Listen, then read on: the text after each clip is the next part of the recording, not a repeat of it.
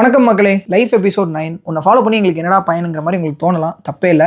ஏன்னா நீங்கள் எல்லாம் என்ன பண்ணுவீங்களோ அதே தான் நானும் டெய்லி பண்ணுறேன். அதை நான் வீடியோ எடுத்து போடுறதுனால உங்களை என்டர்டெயின் பண்ண முடியுமான்னு கேட்டால் சத்தியமாக முடியாது தான். பட் முடிஞ்ச வரைக்கும் இன்னும் எப்படி ஃபன்னாக என்டர்டெய்னிங்காக உங்களை கொண்டு போகலாம் அப்படிங்கிறதுக்கு நிறைய பிளான்ஸ் பண்ணிக்கிட்டு இருக்கேன். அதையும் நான் கண்டிப்பாக பண்ணுவேன். இன்றைக்கும் குளிச்சு கிளம்பி ஆஃபீஸ் கிளம்பி வந்துட்டேன். ஜம்முன்னு வேலையெல்லாம் முடிச்சுட்டு மதியம் எங்கே சாப்பிடலான்ற மைண்ட் செட் ஓடிக்கிட்டு இருந்தது. அதுக்கு முன்னாடி ஒரு டீயை போட்டுட்டு ஆஃபீஸ்லேருந்து கிளம்பி நாங்கள் எல்லாருமே சாப்பிட போயிட்டோம். எப்பவும் சாப்பிட வர கடை தான். கிளைமேட் சூப்பராக இருந்தது. அதெல்லாம் என்ஜாய் பண்ணிக்கிட்டு அப்படியே அந்த கடையில் ஜம்முன்னு சாப்பிட்டு முடிச்சு வர வழியில் செடிக்கு வாங்கலாம்னு சொல்லி யோசிச்சேன். பட் ஆஃபீஸ் போகும்போது எதுக்குன்னு சொல்லிட்டு மறுபடியும் ஆஃபீஸ் கிளம்பி வந்துட்டோம். வந்ததுமே இன்னைக்கு வேலை கொஞ்சம் அதிகமாக தான் இருந்தது.